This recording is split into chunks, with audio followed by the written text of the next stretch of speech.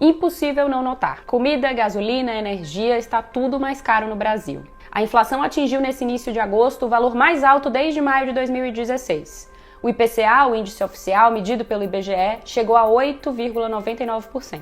Sou Camila Varas Mota, da BBC News Brasil em São Paulo, e nesse vídeo falo sobre as razões dessa alta generalizada nos preços. Digo razões no plural porque não existe uma razão única. Uma confluência de fatores, muitas vezes interligados, tem empurrado os preços para cima e conspirado contra o nosso bolso. Respira fundo e vem comigo. Vamos começar então pelos preços dos combustíveis. O preço médio da gasolina comum no país chegou a R$ 5,99 agora no fim de agosto, conforme os dados mais recentes da Agência Nacional do Petróleo, a ANP. E já passa de R$ 7,00 em alguns estados, como a gente sabe. O preço dos combustíveis no Brasil segue o comportamento dos preços lá fora e, por isso, dois fatores explicam boa parte dessa alta. Primeiro, o preço do barril de petróleo vem numa sequência de alta forte desde o início do ano.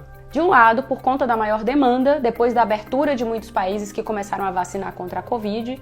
De outro, por conta da própria dinâmica da OPEP, a Organização dos Países Produtores de Petróleo. A OPEP concentra cerca de 40% da produção global da commodity e às vezes segura os estoques para valorizar o preço do barril. Número 1, então, preço do petróleo. Número 2, o dólar, porque o barril é cotado na moeda americana e o real segue perdendo valor. A cotação bateu 5,40 na última semana e deixou muita gente de cabelo em pé, inclusive porque um mês antes, alguns analistas achavam que o dólar finalmente ia começar a cair. Eu fiz uma reportagem explicando por que isso está acontecendo, o que está confundindo até os economistas, vou deixar o link aqui embaixo. Mas bem, o aumento dos combustíveis tem um impacto direto no bolso de quem precisa encher o tanque, claro. Inclusive os motoristas de aplicativos que, como a gente sabe, já rodam com uma margem de lucro bem apertada. Meu colega Felipe Souza conversou com alguns deles que disseram que pensam inclusive em desistir dos aplicativos porque eles simplesmente não compensam mais financeiramente. Aliás, muitos até já pararam de trabalhar. Nós também vamos deixar o link para essa reportagem aqui. Mas não só quem precisa encher o tanque é afetado. O efeito cascata do aumento da gasolina e do diesel pressiona o preço do transporte público, o custo do frete, e isso acaba se refletindo no preço de uma miríade de produtos. Inclusive nos alimentos, que como você já deve ter percebido, também vem subindo há algum tempo. E aqui vou voltar na questão do dólar porque ele também influencia e tem um duplo efeito. Como as commodities agrícolas, milho, açúcar, carne, café, trigo, laranja, são cotadas em dólar, sempre que ele sobe, o preço delas em real também tende a subir. Além disso, o dólar alto incentiva o produtor a exportar em vez de vender para o mercado interno.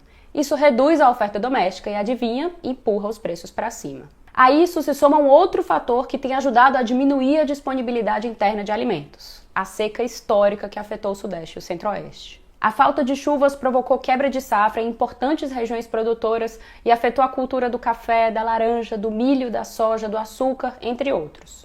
O milho e a soja têm uma espécie de efeito cadeia.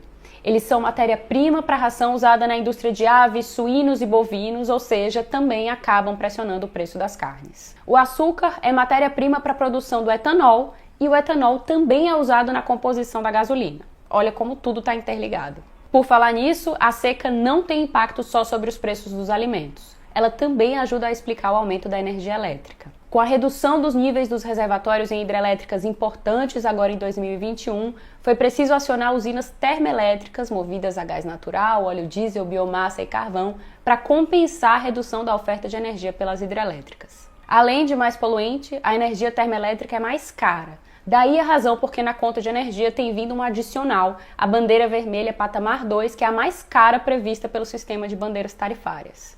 A situação dos reservatórios acendeu um debate sobre os riscos de apagão e de racionamento. Agora, no fim de agosto, aliás, o governo deu aval para o lançamento de um programa de racionamento voluntário entre grandes consumidores, como a indústria. O governo tem negado a possibilidade de apagões e de um racionamento mais amplo, mas o ministro de Minas e Energia, Bento Albuquerque, admitiu em uma entrevista em julho que não sabe como estará o sistema se não chover em outubro e novembro.